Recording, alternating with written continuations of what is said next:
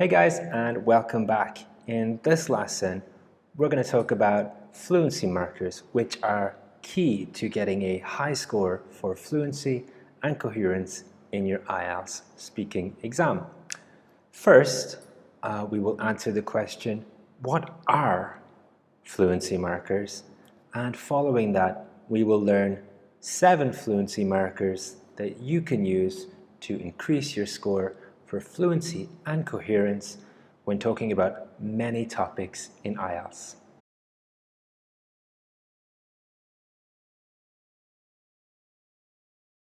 Okay guys, so first of all, what are fluency markers?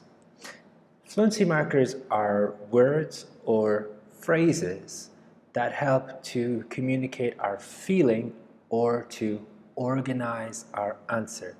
These are essential in IELTS speaking if you want to score above 6 for fluency and coherence.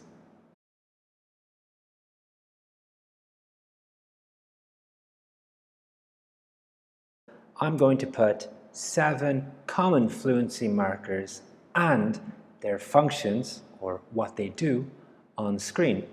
I would like you to take 2 minutes to match the fluency marker to its function. You may know some of these words you may not know.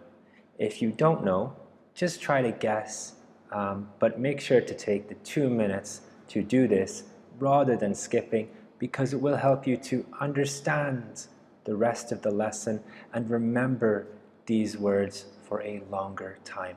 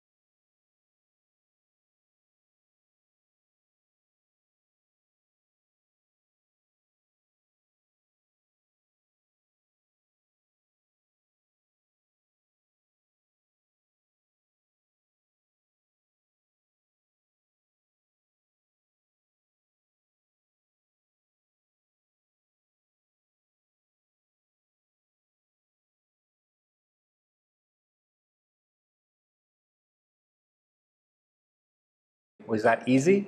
Was it difficult?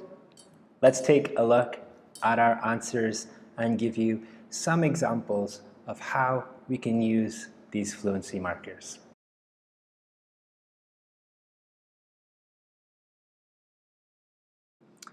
Okay guys, answer number 1. To be honest, or honestly, is used to express that we are not proud of what we will say. For example, if the examiner asks, "Is your hometown a good place to live?" and you don't think so, you could say, "To be honest, I don't think so. It's quite polluted and there isn't much to do there."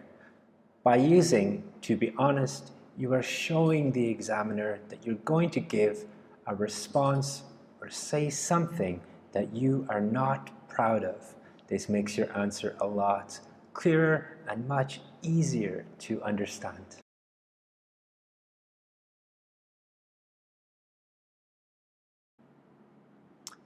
All right, so let's take a look at answer number 2, in fact or actually. In fact or actually is used to state a fact that supports an answer. For example, if the examiner asks, "Do you play any sports?" you could say, "Yes, I'm a big fan of playing tennis. In fact, I used to play tennis professionally." So by saying that you used to play tennis professionally, you are giving some evidence or a fact that supports your answer that you are a big fan of tennis.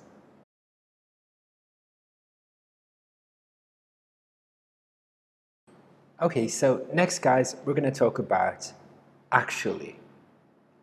Actually can also be used when you cannot answer a question or when it is impossible to answer a question. For example, if the examiner asks, "How old are your siblings?" Your siblings are your brothers and sisters, and you don't have any brothers and sisters, it is impossible to answer this question. So you could say, "Actually, I don't have any siblings. I'm an only child."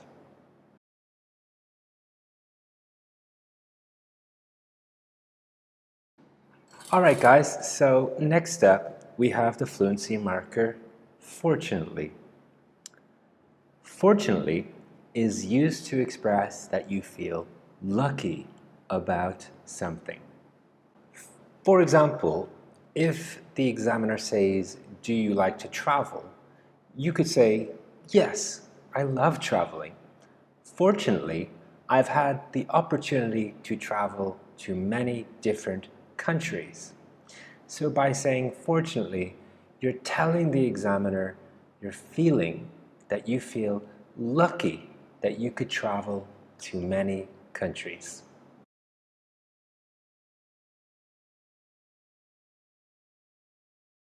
Alright guys, next on our list we have I suppose or I guess.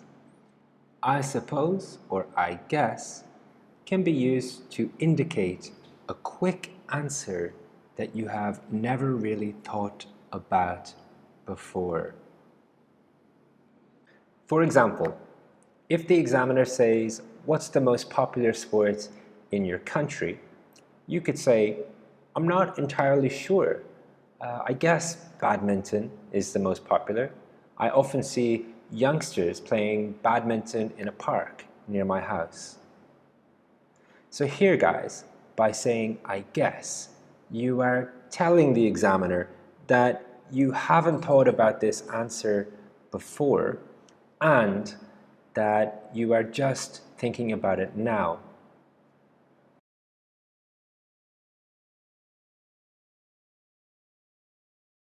Alright guys, I hope you're not getting too tired. We're almost there on fluency marker number 6, which is I've heard or supposedly. And this fluency marker can be used to express something other people said, but you don't know to be true. For example, if the examiner asks, "Where do people in your country go on vacation?" you could say, "Well, my family usually go on holidays in Vietnam, but I've heard many people nowadays travel to Thailand."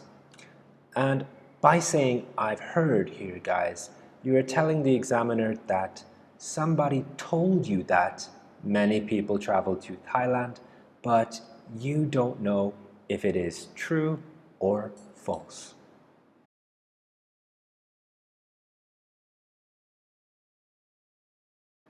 Okay guys, and let's take a look at our final fluency marker for today's lesson, which is unfortunately.